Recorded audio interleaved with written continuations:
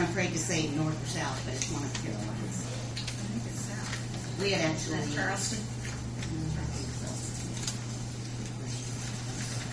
Then also, I brought along an update. The leads that we are receiving from the state over the last 6 weeks have really gone down. So I just wanted to bring you an update on what's come across our desk over the last 4 weeks or so.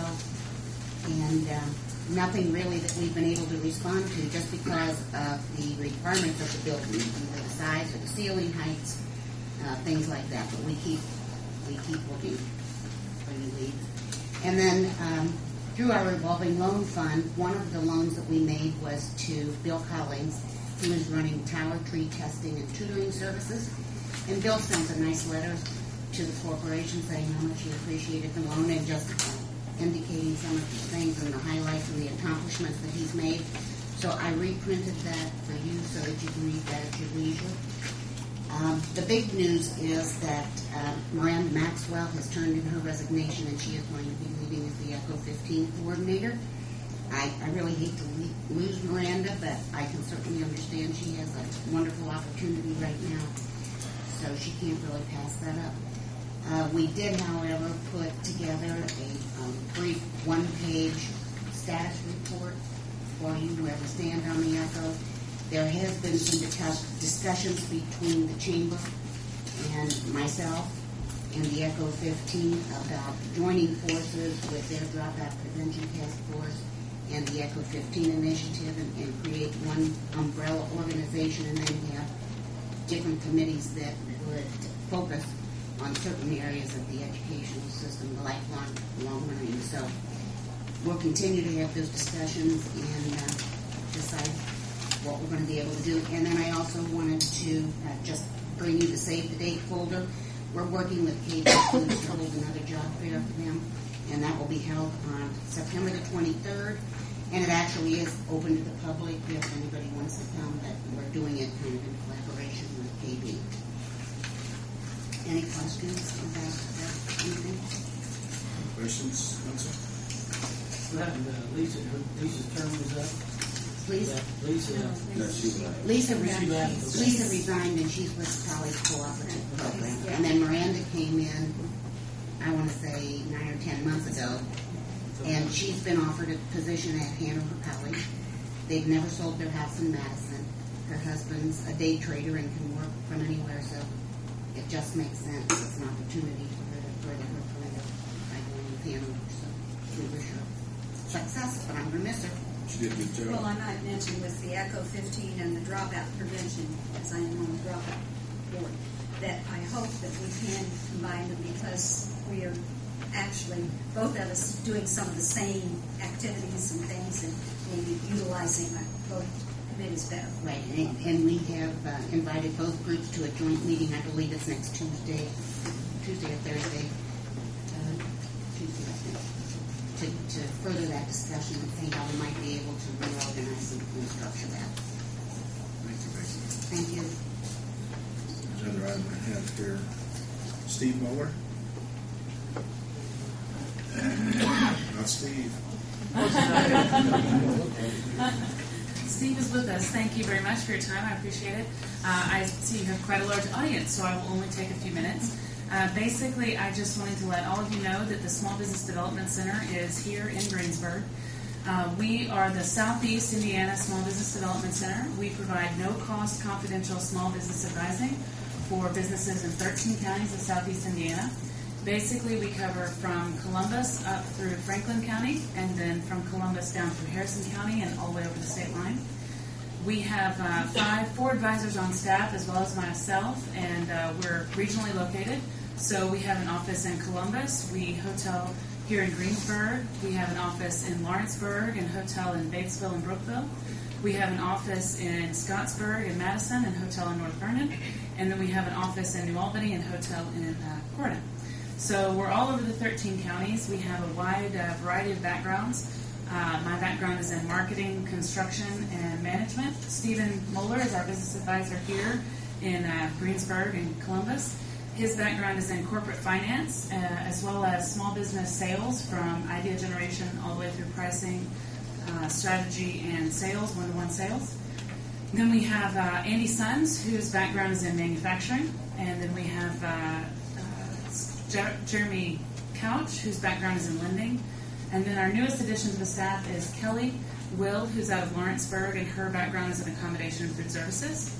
So basically what we do is we'll help any business under 500 employees. So as you can imagine, other than Honda, that's just about everyone in the area. And we can help them with a variety of pieces. So our number one thing that we help clients with, and I've provided, as I said, I want to keep this brief because I know you have other issues to get onto. I've provided a packet here of information for each of you. We have on the, I believe, your left side, it's what we call our one-pagers. It's a one-page description of all of the services and tools that we provide a small business. The number one thing that we help them with is one-to-one business counseling. We will sit down with them 4 hours or 400 hours and help them through writing a business plan, strategic planning, marketing, defining their market, cash flow analysis, financial analysis, getting a loan, technology transfer if they have some sort of invention and want to patent it and get it out in the marketplace. So just about every area of business we can help them with. We also then supplement that with a number of tools that we provide. Our number one that we use is our market research. And we have that for both the business-to-business market as well as the business-to-consumer market. Our business-to-business market, we provide lead generation to our clients. So if they want to find out every interior designer in 5 or 6 different counties, we can get them that. That is usually $1 per lead from most sources. Through us, it is no cost whatsoever to the business. And we get it through a reputable source, Dun & Bradstreet. So everyone's heard that name. So that would usually cost about $1 per source. We had a client that just utilized that for over 1,000 names to contact. So that's $1,000 to that one business. Then we have a 13 to 15 page industry document that gives them the history of the industry as well as the critical success factors, the growth rate of the industry, the benchmark statistics, tips and tricks, as well as questions that their banker may ask them, and the most important articles in the industry in the last quarter. That report for any business that were to go get it would be about $300. We provide that at no cost to the client. We then can also provide financial analysis, so we will take their last 3 to 5 years tax returns, put it into a financial analysis software, compute not only the numbers and the ratios, but then we benchmark it against local Midwest companies in their sales range, whether that be under $1 million, 1 to 3, 3 to 5, 5 to 10, and on. We then benchmark that against those industries and give them tips of things that they should improve. We then help them through implementation. So if we find that they need to institute a credit card processing piece, we will then go through, help them find the processing company that's best for them, help them institute that, and then write policies and procedures around that for their employees. We then also will go in and one of the only things that we do charge for is a business plan guide. It's $30. The rest of the state it's $60. We're the only region out of 10 that has kept it at $30, and we use that. It's an online guide, security enabled and password protected, that they can go on and answer questions. At the end of it, they answer all the questions in paragraph form, and at the end they have a pre-formatted business plan. We then use all of our research and information like that to put into the business plan to make sure that they are loan ready, so that they go to the lender with a full business plan and 5 years projections. We then go in and we can supplement that with even more. We have a collegiate management assistance program where we try to connect them with college students. So that might be an internship, or it might be a college group that goes in and takes their project on for a semester and gives them a written report at the end. We also have a valuation service that will go in and evaluate their business on 5 criteria and give them a range of what their business is worth. That is the only other tool that we really charge for, which is $50. Comparable to the market, it's usually about $3,500. So you can see that alone is a pretty big piece. And then we have the B2C market research, which is the big price tag that I usually leave till the end just because it's the big price tag that everyone likes.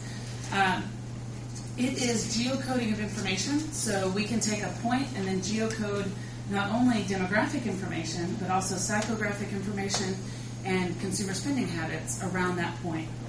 So we can say if a tanning salon, for example, wanted to know how many people females between the age of 18 and 35 or in a certain 7-mile radius around 2 or 3